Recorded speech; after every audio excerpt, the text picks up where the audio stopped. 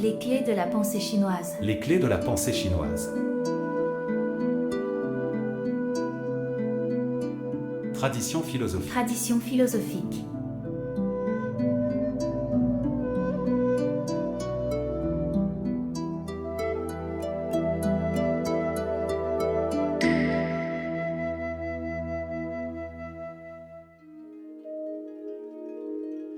L'imprévu et le normal. 其正 Énoncés d'abord par Lao Tzu, ces deux caractères chinois, qi et zheng, représentent deux notions opposées.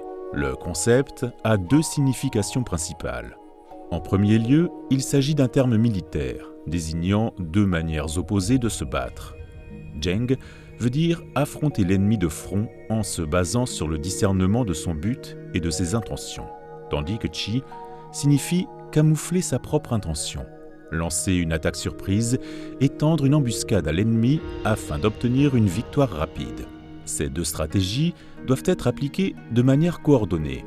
Bien qu'il s'agisse initialement d'un terme militaire, il est ensuite également utilisé pour traiter des affaires quotidiennes. Ainsi, en second lieu, en tant que terme littéraire et artistique, il est utilisé pour qualifier la pureté et l'originalité d'un article, ainsi que son élégance et son astuce. Liu Xie, des dynasties du Sud, a introduit ce terme dans la critique littéraire pour s'opposer à l'attachement excessif à la forme et à la nouveauté, une tendance populaire dans les cercles littéraires des dynasties Qi et Liang. Lu Xie a soutenu que la création littéraire devait être basée sur des classiques confucéens en termes de thèmes pour être embellie par une rhétorique élégante. Il pensait que la pensée pure, zheng, devait précéder et maîtriser la rhétorique élégante, qi, pour qu'un essai soit beau et original en termes de thème, mais sans exagération en termes de diction. Les termes qi et zheng ont par la suite été également utilisés dans la critique littéraire de la poésie et de l'opéra.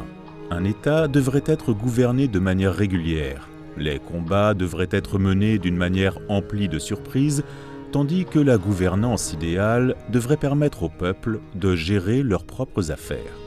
Lao Tzu. Dans toute guerre, le moyen direct est de faire face aux attaques ennemies.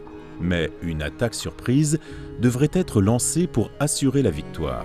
Celui qui sait utiliser l'attaque surprise aura à sa disposition un riche réservoir de tactiques, aussi inépuisable que le ciel et la terre, et aussi infini que le flux de rivières et de ruisseaux. L'art de la guerre. 6 critères doivent être appliqués dans la lecture et le commentaire d'un article. La structure, la diction, la continuité et le changement de la tradition littéraire, l'utilisation de techniques nouvelles et traditionnelles, qi et zheng, l'utilisation d'allusions pour le fondement, le rythme et la prosodie. Avec toutes ces méthodes, le jugement d'un article sera évident. Liu Xie, l'esprit littéraire et la sculpture des dragons.